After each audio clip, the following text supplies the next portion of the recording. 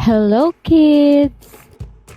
Ngayong araw, magkakaroon tayo ng maikling pagsusulit sa reading literacy. At ang ating panuto ay isulat ang titik ng tamang sagot.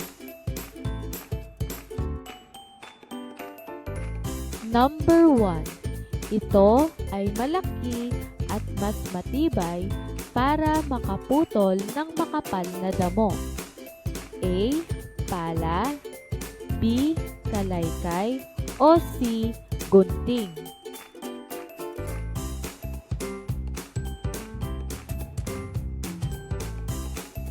Number 2. Ito ay ginagamit para humukay ng lupa.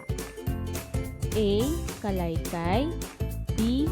Pala, o C. Gunting.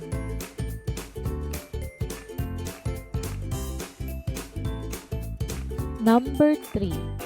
Ito ay ginagamit para magputol ng damo. A. Pala, B. Kalaykay, o C. Gunting.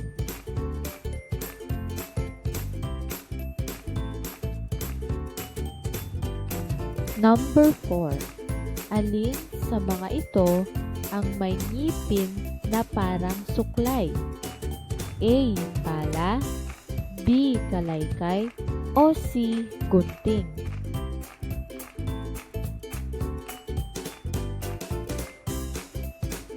Number 5. Alin sa mga ito ang may patag na bahagi para sumalok ng lupa? A. Pala, B. Kalaykay, o C. Gunting.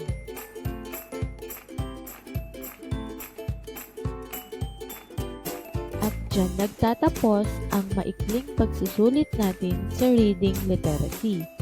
Sana ay nasagutan ninyo ang lahat ng mga tanong. Maraming salamat! Created using Powtoon.